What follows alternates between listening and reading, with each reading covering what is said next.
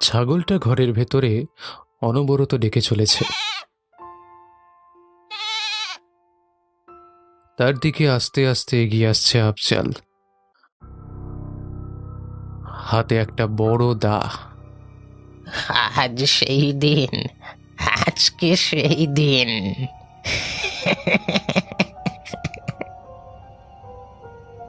এই বলে ভয়ঙ্কর একটা হাসি দিয়ে আফজাল ছাগলটার গলায় বসিয়ে দেয় একটা কোপ। ছাগলটা থরথর করে কাঁপতে কাঁপতে মারা যায়। রক্ত ছড়িয়ে পড়ে মেঝেতে। তারপরে আস্তে আস্তে আফজাল দা দিয়ে টুকরো টুকরো করতে থাকে সেই ছাগলের পুরো দেহটা। ছাগলের কাটা দেহের কিছু অংশ হাতে করে নিয়ে রাতের অন্ধকারে বেরিয়ে পড়ে সে। টাটকা তাজা রক্ত টপ টপ করে পড়তে থাকে রাস্তায়। আকাশের চাঁদ তখন মেঘে ঢেকেছে, চারিদিকে ঘন অন্ধকার।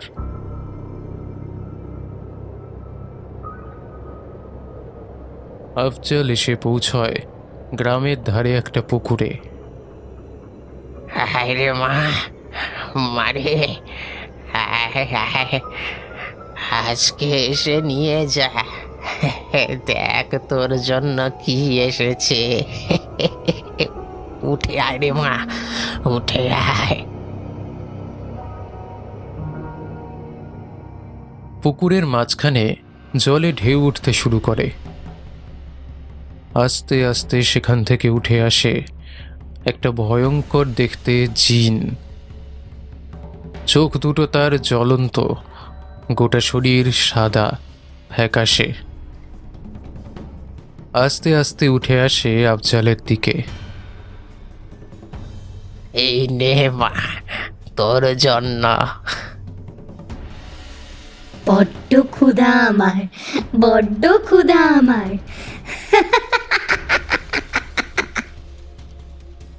বড় বড় দুটো পায়ের টুকরো এগিয়ে দেয় সেই জিনের দিকে। মেয়েটা হাত বাড়িয়ে তা নিয়ে নেয়। তারপর কচর মচর শব্দ করে খেতে থাকে সেই কাঁচা মাংস। চলো হে বিভূতি, অনেকদিন পর ঠাকুরমশাইয়ের বাড়িতে যাচ্ছি। ঠাকুরমশাইয়ের কাছে কোনো বাঁধো গল্প শোনার আবদার করবো। হ্যাঁ, সব ঘটনাই ঠাকুরমশাইয়ের রোমাঞ্চকর। ওই মুড়ি তেলে ভাজা দিয়ে খেতে খেতে সেই গল্প শুনতে দারুণ লাগে।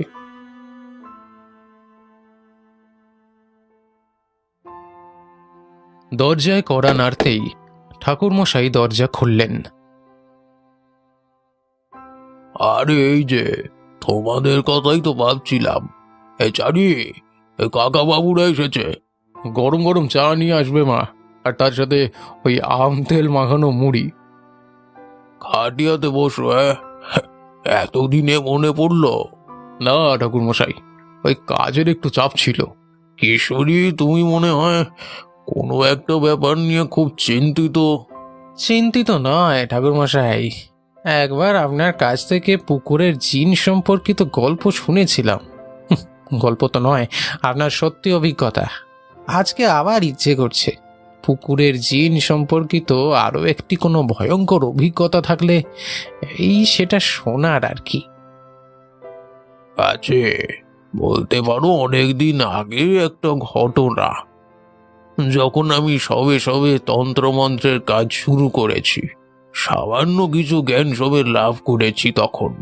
আম তেল মাখানো তেলে ভাজা দিয়ে মুড়ি খেতে খেতে গল্প শুরু হয়। তোমরা তো জানোই, আমি বেশি দিন ঘরে থাকতে পারতাম না। সংসার জীবন কখনোই আমাকে মায়ার বন্ধনে জড়াতে পারেনি। এরকমই একদিন ঘুরতে ঘুরতে বেরিয়ে পড়ি।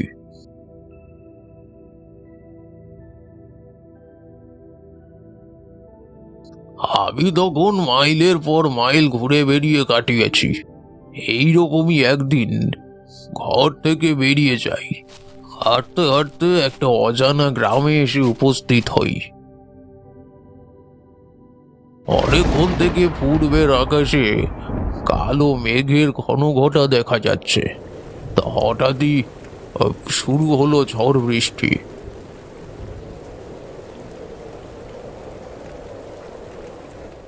তখনকার দিনে মানুষজন ছিল খুব দয়ালু, সাধু সন্ন্যাসীদের খুব ভক্তি করত, নিজেদের ঘরে আশ্রয় দিতে। এমন সময় আমি আশ্রয় খোঁজে একজনের বাড়িতে গিয়ে কড়া নাড়ি। ঘর থেকে বেরিয়ে আসে একজন বয়স্ক চাচা। বয়স তার 50-এর কাছাকাছি হবে। কে? দরজা খুলে আমাকে দেখে অবাক হয়ে তিনি বলেন, আগে আমি তারানাথ, আমি একজন পথিক। হঠাৎ করে ঝড় বৃষ্টি শুরু হলো, এই দুর্যোগের রাতে আশ্রয় খোঁজে আমি আপনার বাড়িতে এসে উপস্থিত হয়েছি। আসুন সাধু বাবা, আপনি ভেতরে আসুন। হ্যাঁ, যদি যদি না আপনার কোনো আপত্তি থেকে থাকে তাহলে আগে আসুন, ভেতরে আসুন। আমার কিসের আপত্তি? আপনি আমাকে আশ্রয় দেবেন এটাই তো অনেক। ওনার অতিথেয়তায় আমি পথের পরিশ্রম ভুলেই শুয়ে পড়ি। ঘরেই একটা খাটিয়ায় আমি শুয়েছিলাম। আমার মনে হলেও রাতের বেলায় ঘর থেকে কেউ একজন যেন বেরিয়ে গেল। দরজা খোলার আওয়াজে চোখ খুলে দেখি আফজাল চাচা বেরিয়ে যাচ্ছে। তখনও বাইরে এক নাগাড়ে বৃষ্টি হয়ে চলেছে। এত ঝড় বৃষ্টির মধ্যে চাচা কোথায় চলেছে? আমার মনে ভীষণ সন্দেহ হয়। তার সাথে মনের ভেতরে একটা কিরকম ডাক ডাকছে। আমি ঘরের ভিতরে বসে জানলা দিয়ে দেখতে থাকি। বেরিয়ে গিয়ে অন্ধকারের মধ্যে মিশে গেলেন চাচা। তারপরে আমি কখন ঘুমিয়ে পড়েছি আমার কিছুই মনে নেই।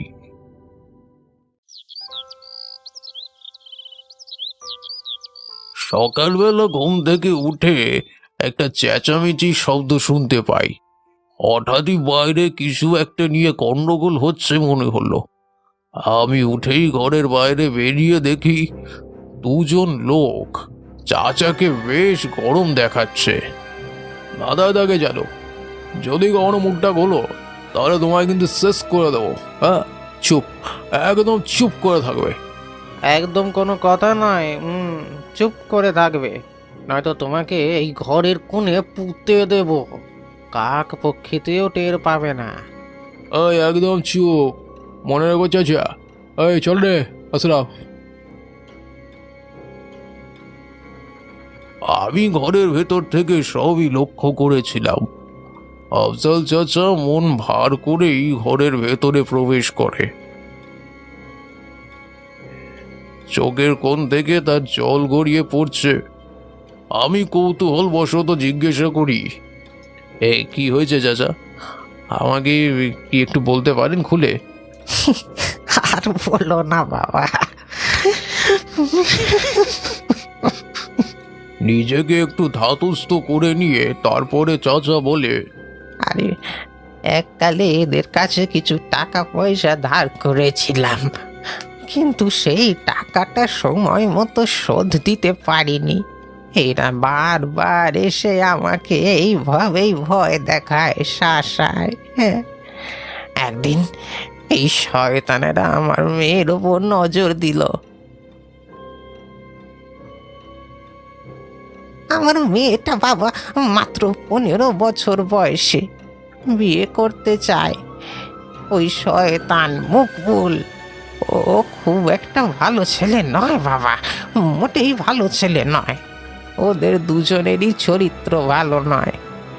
আমি খুব বিপদে পড়েই টাকাটা ধার নিয়েছিলাম, বলেছিলাম কিছুদিন সময় দিতে, কিন্তু ওরা বারবার ঘরে এসে বলতো, টাকাটা দিতে হবে না চাচা, তার থেকে বরং আপনাকেই আমি টাকা দেব। আপনার মেয়েকে আমার হাতে তুলে দিন। হ্যাঁ, শয়তান, এটা হতে পারে না। নিজের বয়সের দিকে লক্ষ্য করো, আর আমার মেয়েটার দিকে লক্ষ্য করো। আরে মেয়েটা তোর বোনের বয়সী। আরে চাচা, গ্রামের সব মেয়েকে যদি নিজের বোন বলে ভাবি, তাহলে বউ বলে কাকে ভাববো? আর আমি বা কাকে ভাবি বলবো? ভাবির হাতে বিরিয়ানি খাবো তো। হ্যাঁ দেখুন চাচা, বিয়ে তো ভাবির সাথে হবে, তবে আপনার সম্মতিতে নয় তো আপনার অসম্মতিতে। বলে রাখলাম। সেদিন আমাকে শাসিয়ে চলে যায়, আমি চিন্তিত হয়ে পড়ি। আমার মেয়েটাকে নিয়ে কি করব? মাহারা মেয়ে, এত কম বয়সে এইরকম শয়তানদের কুনজরে পড়ে যাবে এ তো ভাবতে পারিনি। একদিন রাতের বেলা আমার মেয়ে বাড়ি ফিরছিল একটা বন্ধুর বাড়ি থেকে।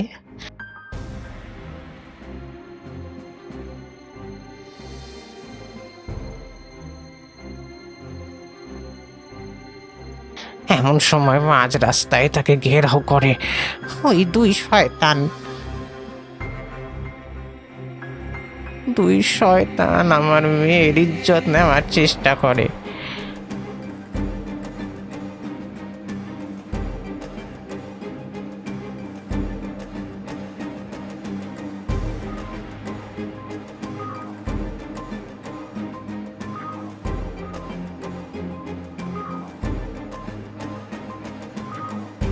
আমার মেয়ে কোনো রকমে নিজেকে বাঁচিয়ে ঘরে চলে আসে।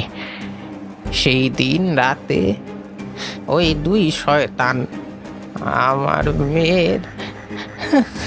মেয়েকে টেনে নিয়ে যায়।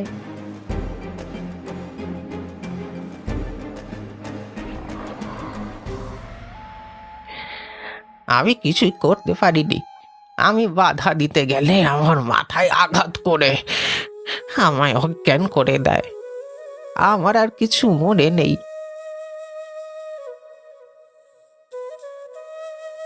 তারপরের দিন আমার মেয়ের শরীর মৃতদেহ পুকুরে ভেসে থাকতে দেখি বাবা। এই সে কি, আপনি কাউকে কিছু জানাননি এ ব্যাপারে? কাকে জানাবো বাবা, কাকে জানাবো? সবাই তো ওদের কাছে মাথা নত করে। তবে বাবা, আমি ঠিক করেছি প্রতিশোধ নিয়েই ছাড়বো। আমার মেয়েকে আমি বাঁচিয়ে রেখেছি ওই পুকুরে। ওই শয়তান দিয়ে আমি ঠিক শাস্তি দেব। আমার মেয়ে ওদের শাস্তি দেবে বাবা। কোথায় আছে আপনার মেয়ে? আছে আছে, তাকে আমি বাঁচিয়ে রেখেছি ওই শয়তানদের উপযুক্ত শাস্তি দেওয়ার জন্য। আজ সেই দিন, ওই শয়তানরা শাস্তি পাবে। উপরওয়ালা তোমাকে পাঠিয়েছে বাবা, আমার আমার সাহায্য করবে। আজকের দিনটা ভালো নয় চাচা, এই দিন অপশক্তিদের শক্তি বাড়ে। আমার মেয়ে অপশক্তি নয় বাবা, সাহায্য করবে। এই বলে উনি কান্নায় ভেঙে পড়লেন। আমি আপনাকে কথা দিলাম, আমি যতটা সম্ভব চেষ্টা করব আফজাল চাচার মেয়েকে ন্যায় পাইয়ে দেওয়ার।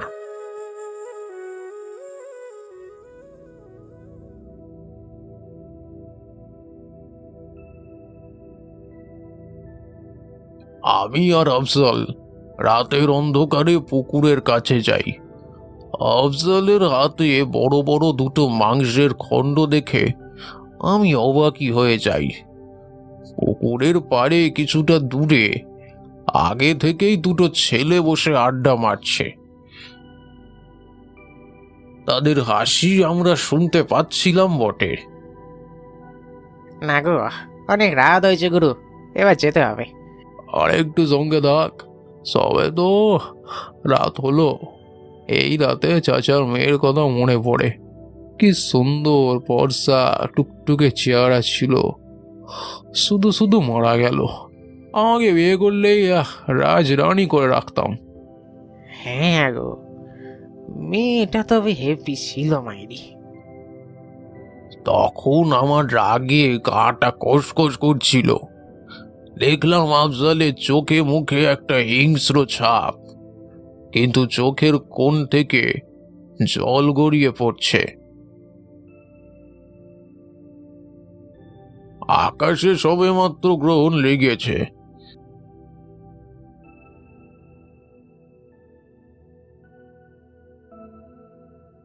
আমি বুঝতে পারলাম এই সময় হলো সেই ভালো সময়।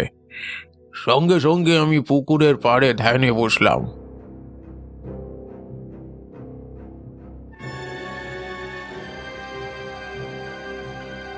কিছুক্ষণ ধ্যান করে পুকুরের কাছে গিয়ে আমি হাত নেড়ে চক্র তৈরি করে মন্ত্র পড়তেই পুকুরের মাঝখান থেকে উঠে আসছে একটা জিন।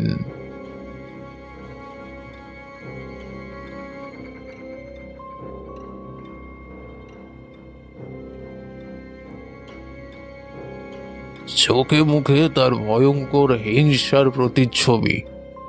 আমি সেটা বলে বোঝাতে পারবো না।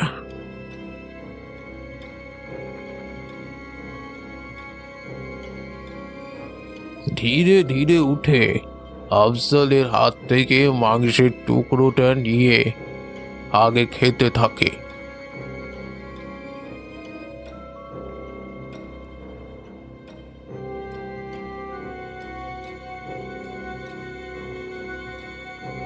চলো গুরু, চলো, অনেক নেশা হয়ে গেছে, তোমাকে বাড়ি ফিরিয়ে দিয়ে আসি। হঠাৎ করে অন্ধকারটা হয়ে গেল। নেশা তো হয়েছিল রে, সেই মেয়ের নেশা। এই পুকুরেই তাকে মেরে ফেলে দিয়েছি। কোথায় রাজরানী হওয়ার কথা ছিল, কোথায় এখন? তাদের মুখের কথা শেষ হলো না। আমার চোখের সামনে সেই জিন ছুটে গিয়ে তাদের সামনে উপস্থিত হলো।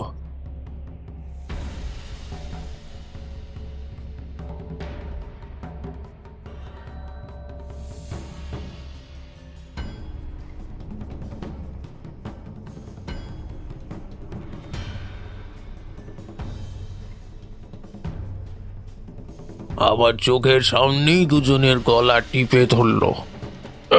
কে কে এ হতে পারে না, হতে পারে না, এটা এটা সম্ভব নয়। আমাকে আমাকে ছেড়ে দাও, ছেড়ে দাও, আমি তো কিছু করিনি, আমাকে ছেড়ে দাও। দুটো জোয়ান ছেলে ওই প্রেতের হাতে বন্দি। শূন্যে তুলে নিয়েছে ততক্ষণে তাদের দুজনকে। তারা দুজনেই ছটফট করছে।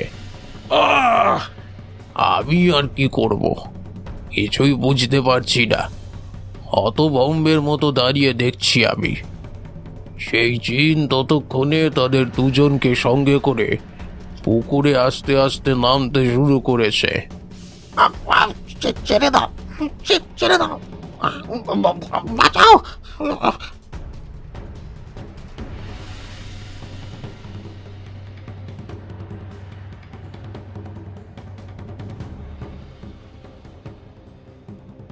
চোখের সামনে দুজনকে নিয়ে জলের তলায় তলিয়ে গেল সেই জিন।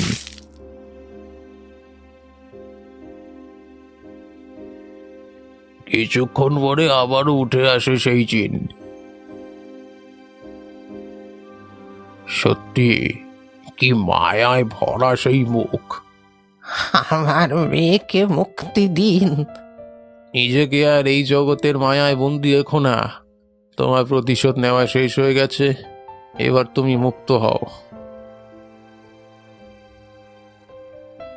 আমি ওই মেয়েটির মাথায় হাত রাখতেই আস্তে আস্তে মেয়েটার শরীরটা বাতাসে মিলিয়ে গেল।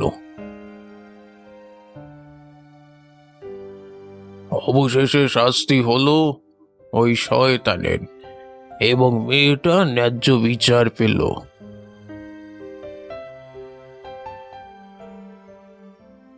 ঠাকুরমশাই কখনো তারপরে আর ওই গ্রামে যাননি নাকি?